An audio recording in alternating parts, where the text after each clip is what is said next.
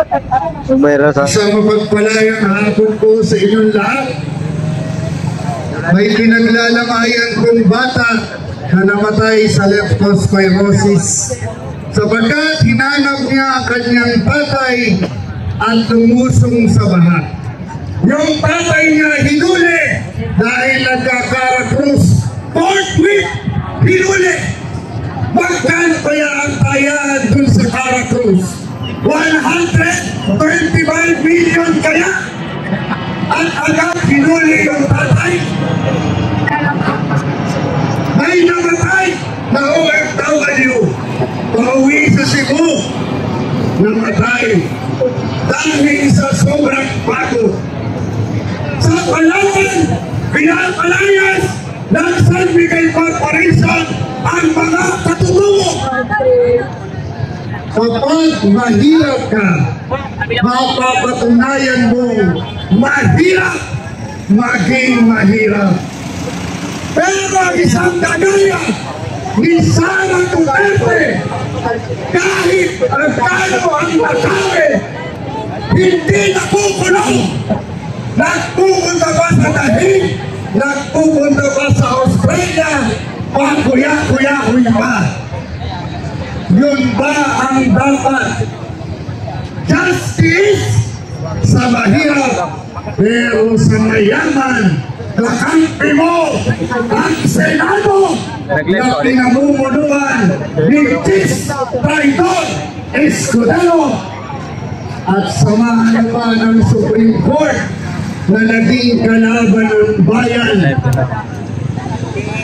Tinanggal ang karapatan sa impeachment, tinanggal ang karapatan ng mga karaniwang mangisda sa municipal waters, at tinanggal ang karapatan laban sa pagpipila. Walang pakundangan. At kanina, breaking news, si Sara Duterte nawawala raw, hindi mahanap. Malamang ng ibang bansa na naman. Mga kababayan, nakakalungkot itong bansa natin. Kaya nga kami sa bundok, maliwanag ang laban natin.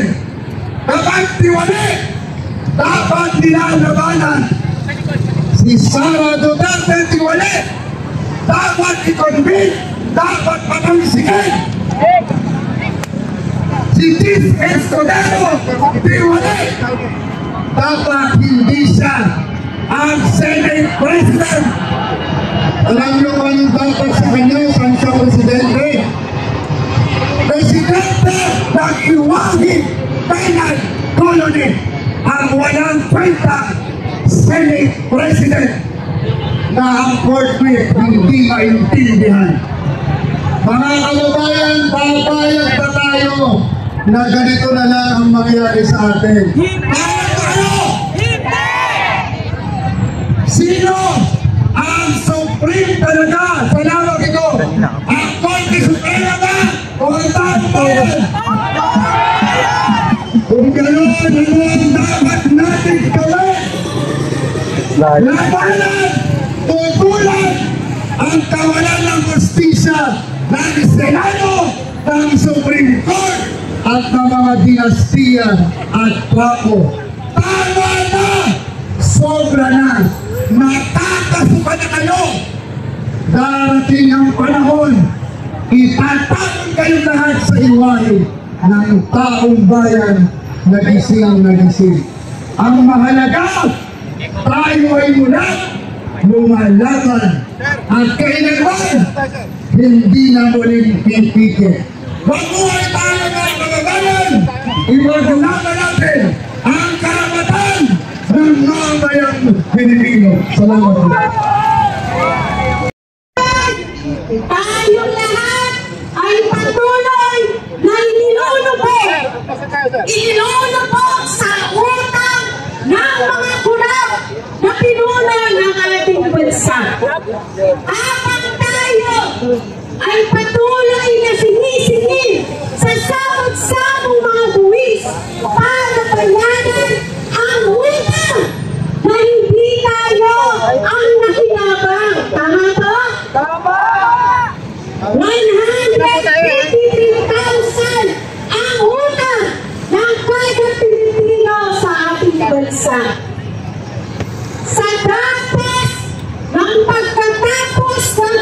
bagyong dumating sa atin. Mahigit 2 milyon Palitan mo nga. ang lumabagdalo sa kahirapan. Pero ang mga pinulong ito, dahil sa loob ng Senado, ano ang ginagawa? Hindi ba lang mabilis ang makatulong sa mga kabayong Pilipino sa pinakakuhan nila na kanila ay paglilingkuran. Pagkas ininiko ang 4th week, pinatagal ang pagpapanagot sa kurap na si Sara Duterte. Kaya hanggang ngayon, kumakalam ang sikmura ng taong bayan. Kumakalam tayo para sa pagpapanawagan ng hustisya. Dahil pinatatagal ang paniningin, ang paglilitis kay Sara Duterte. Kaya ang panawagan ng sambayanan, mga senador na nasa loob ng Senado, maglingkod kayo sa sambayanan at hindi sa isang pamilya lamang. Tama ba? Tama! Tayo ang paglingkuran ng mga senador na yan. Ang ating kahilingan, ang kanilang mabilisang aksyonan at hindi ang pagpapaniwala sa kasalanan ni Sara Duterte. Siguro nga para sa kanila, walang kasalanan si Sara Duterte dahil hindi nakakaranas ng pagputulan ng kuryente ang mga senador na yan.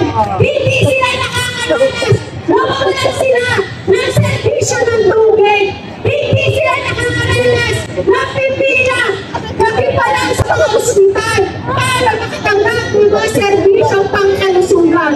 Hindi nararamdaman ng mga senador na yan ang ating mga panahinan dahil sila lagi ang kakampi, sila lagi ang nagkakaroon ng pera sa pagpatanggol, sa mga magnanakaw, sa pahina, sa kurap na si Sara Duterte. Papayag pa tayo na hindi malinis si Sara Duterte? Hindi tayo papayag at hindi kami mananahimik sa lahat ng mga komunidad, sa pagawan, sa panalan, kahit sa mga palengke. Ang pagkatulad, ang pagkakatagpalay ng mga kabayong Pilipino, ang pagkabili, ang mga senador, ang Korte Suprema, at mabilis ang paligpili ang kanilang mga sinasabi na hindi na dapat ituloy pa ang impeachment kay Sara Duterte.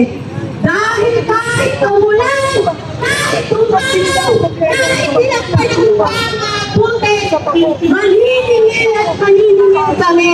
Dahil alam namin, nasa mga pamilya namin, nasa pagkakaisa natin mga kabayang Pilipino, ang pagkakaroon ng tunay ng hustisya, katulad ng nakagot natin kay Rodrigo Duterte na ngayon ay nakakulong.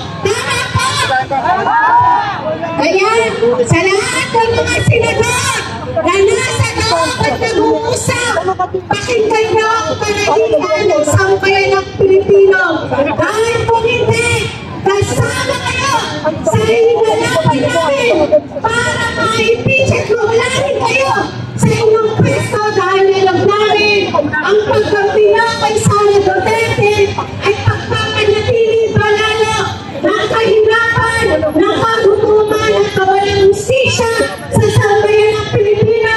Kaya mga kapapayan, malakas natin isigaw, Palpik! Palpik! Palpik! Sara now! Marcos singing!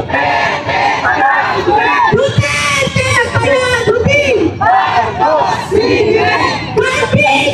Palpik! Palpik! Sara now!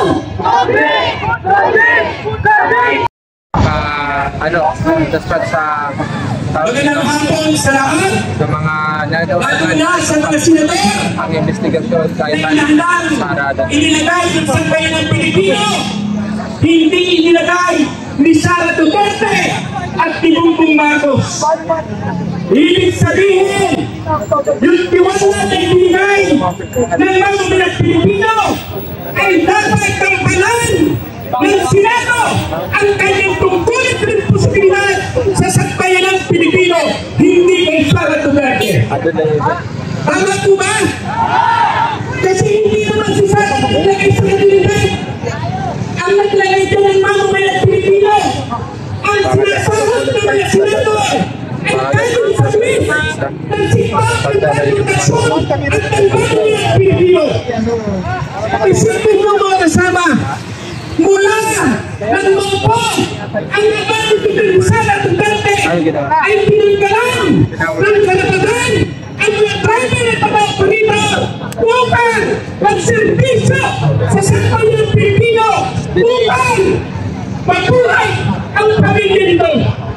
8 taon ng singkap na hanggang sa ngayon ay patuloy na pinag-uusahan ng pamilya Duterte ang sektor ng transportasyon. Hanggang sa ngayon ay itinutulak ni Bongbong Marcos ang pugo sa tuwag ng modernization program ng gobyerno. Saan po makikita ng gobyerno ay walang inisip kundi para magsisabisuhan ang mga nagkaraan buhay katulad ni Sara Duterte at ng pamilyang Bongbong Marcos. Huwag sa kalimutan, ang Kongreso, ang Senado, ang naglagay niyan ay ang mamamayang Pilipino. Sa panahon ni Ferdinand Marcos ay sinara ang Senado at ang Kongreso, pinupan sila ng mali dahil sa revolusyonaryong pakikibaka ng mamamayang Pilipino nang mapatalsik si Ferdinand Marcos bilang diktador dito sa ating bansa.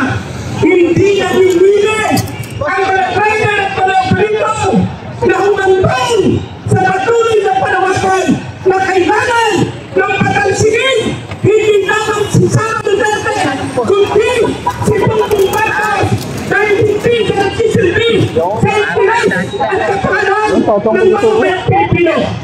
Dito na lang para upuan.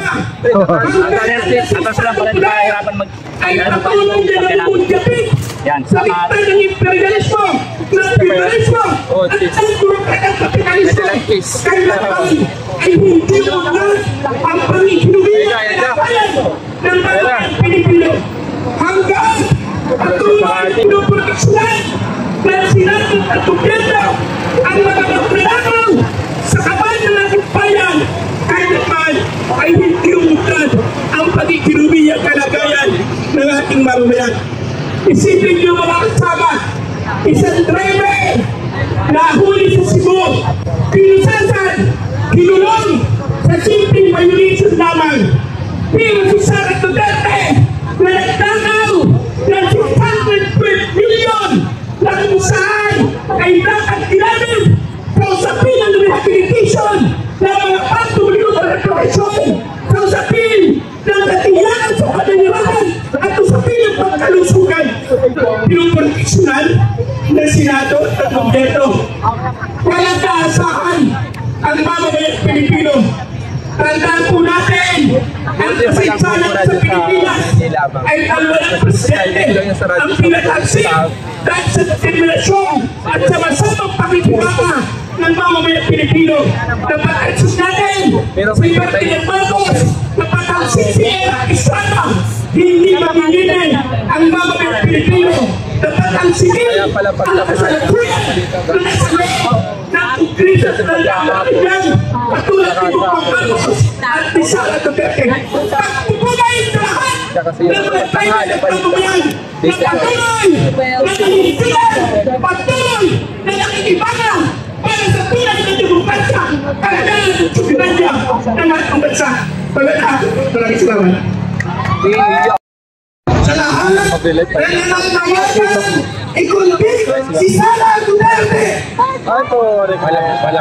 Mga kasama, itong nakaraang linggo, naglabas ng advisory opinion ang International Court for Justice at sinasabi nito na ang gobyerno ay may pananagutan sa pagbabago ng klima at ang epektong dinudulot nito sa mamamayang Pilipino at sa buong bansa. Mga kasama, kung nalubog tayo nung nakaraang buwan, sino ang dapat natin sisihin? Malinaw yung kapabayaan ng gobyerno dahil alam na nila 2009 pa nung naunggoy tayo ay dumadanas na sa isang panahon na mas piniglo tulad ng pagbabago sa klima. At hindi ito ngayon lang nangyayari. Alam na alam ni Bongbong Marcos dahil mismo sa Tacloban nung naganap ang Yolanda. Libo-libo mga Taclobanon, mga Kaitianon na namatay sa bilang ng MDRRC. Umabot ng 6,300 ang namatay. Kaya mga kasama, isang palusot at dapat tanggihan natin yung kanilang sinasabi na magkasya na lang at tanggapin na lang ang ganitong sitwasyon. Mga kasama, kung bilyon-bilyon ang inanakaw, kung si Sara Duterte may kapal ng mukha magnakaw, ang ibig sabihin yan sa atin, hinahayaan niyang mamatay tayo sa pagbabago ng klima. Hinahayaan niya tayo malubog at patuloy na mawasak ang ating mga ari-arian, mga sakahan at ating mga kabuhayan. Kaya't nakakagalit kung ang ating Senado hindi nilitisin si Sara Duterte, hindi nilitisin ng mga kurap, hindi nilitisin ng mga magnanakaw sa gobyerno. Walang silbi ang institusyon ng Senado. Kaya mga kasama, kaysa ang Philippine Movement for Climate Justice na nananawagan na panagutin si Sara Duterte, si Marcos sa kanyang mga kababayan, hindi tayo papayag na makakalusot ang mga kurap sa ating bansa. Kanina, habang pinakikinggan ko ang lahat ng tumayo dito, iniisip ko, meron pa ba tayong mga pag-asa? May pag-asa pa ba? Mga kasama, pag-isipan po natin, sabi rin sa Bill of Rights, the right to rebel. Kung ang ating gobyerno wala talagang aasahan, wala kahihiyan at patuloy ng magnanakaw, anong gagawin natin mga kasama? Anong gagawin natin? Magre-revolusyon tayo at ang people power ang ating sangka para ipanalo ang ating laban. Muli, mabuhay ang mga